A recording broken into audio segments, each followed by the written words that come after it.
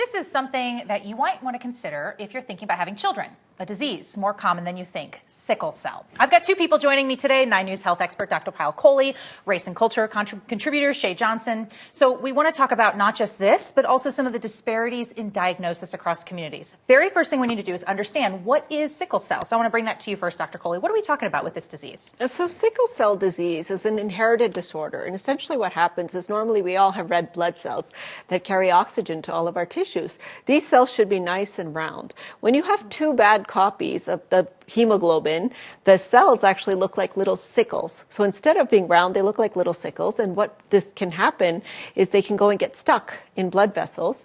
They don't live as long because they start to get broken down easier because they're sickled. So you start to have fewer functional red blood cells around.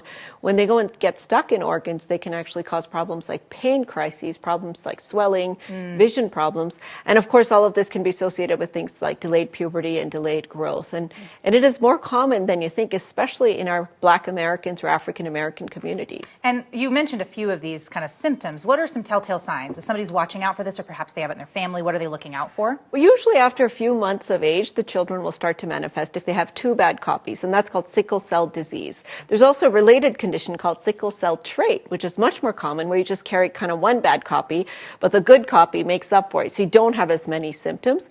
But with sickle cell disease, anything can precipitate what's called a pain crisis, where those cells like dehydration or infection can be put under stress, so they're more likely to sickle and they're more likely to go and get stuck in those little blood vessels. So a little baby presenting with these pain crises or with conditions like frequent infections usually sets off an alarm bell for physicians that it may be time to look at something. Now, the good news is in the United States, almost every newborn that's born is screened for sickle cell disease within just a few hours or a few days of birth. So thankfully, it's not undiagnosed, but for many people born in other countries, they can often have this condition and not realize it. You had mentioned when we think about who needs to be on a special lookout for this, many people in the Black community might need to be paying attention to this because it's more prevalent. Is that right? And so, Shay, let's talk to you now about some context, intersection of race, culture, healthcare. That is so important when we talk about certain things. So I guess why do we need to pay attention to that for this?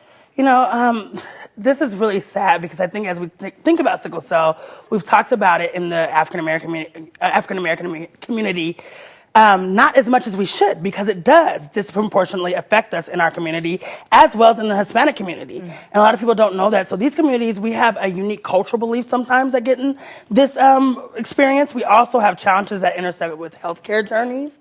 And we know how that can be sometimes for the African American community, and understanding that there are nuances that are crucial for providing effective care and addressing disparities in our communities. And so we are affected, but we don't talk about it enough, and we don't talk about ways to really look at the symptoms and things that are happening in real time. Understanding disparities can be really important. I mean, people need to be very conscious of their health care and be thoughtful about like asking, but also just, I think when we talk about doctors communicating with patients, this is really important too, understanding disparities. Absolutely. You know, community resources and really having someone that can talk about your disparity, a doctor that understands your cultural beliefs, are so important. A lot of people don't go to the doctor because they're afraid that they're having a conversation the doctor does not understand or does not get the background of their community or the things that they are doing that is different from maybe the white community. So it's so important that we have these conversations with our doctor in a space that we feel protected and that is a safe space. Comfortable open conversations, absolutely. I mean, if you're not comfortable with your doctor, you're not going to get a lot of good results. No. So I'm sure you know about that, Dr. Kohli.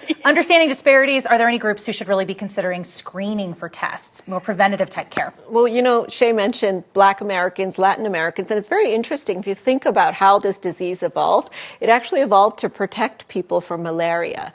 So any races that come from countries such as Africa, continents such as Africa, or countries within Africa where there's a lot of malaria, people who have sickle cell disease are relatively protected from malaria. So it almost was an evolutionary thing that evolved, and it's now sort of malfiring on us.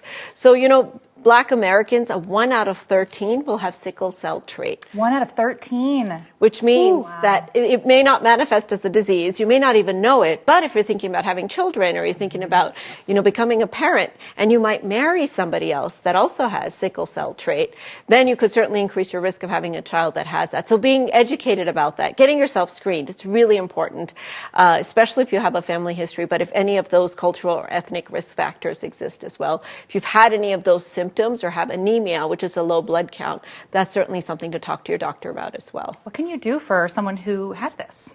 Is there a treatment function? Unfortunately, there's not a lot of treatments, and so it's just supportive. It's a lot of education, which is why connection with your physician and healthcare team is so important, because they need to know what types of things trigger these sickle crises. They need to avoid those types of things. And, even like I said, something simple like dehydration. And I think about medical school. I had this lovely young woman who was a college student and going to parties, spending time with friends on vacation, drinking a bit too much, having a hangover the next day. Little things like that would trigger her sickle crises. No. Yeah. And so when it comes to our kids and adolescents, especially the ones that are dealing with this condition, education is just so important. Well, let's talk about some education and awareness Yes. initiatives, because I know this is something you've been paying a lot of attention to as well. Yes, as we know that Sickle Cell Awareness Month is during this time, and so I think it's extremely important that we highlight resources right here in our community that are doing the work and connecting these families with the support that they need. One of my favorite communities right now, one of my favorite organizations is Colorado Sickle Cell Foundation. What I love most about this organization is that they have been around for 49 years. They'll be celebrating their 50th year next year. So as a nonprofit, that speaks volumes to the work they're doing and how people are really responding to the work that they are giving. And they are really a nonprofit organization based in Denver that are champion sickle cell awareness. They are giving you all the instruments you need to get through this by knowing you have a community to support you, as well as raising awareness. They do free blood drives, as well as doing a range of community service, sponsored events, and patient support.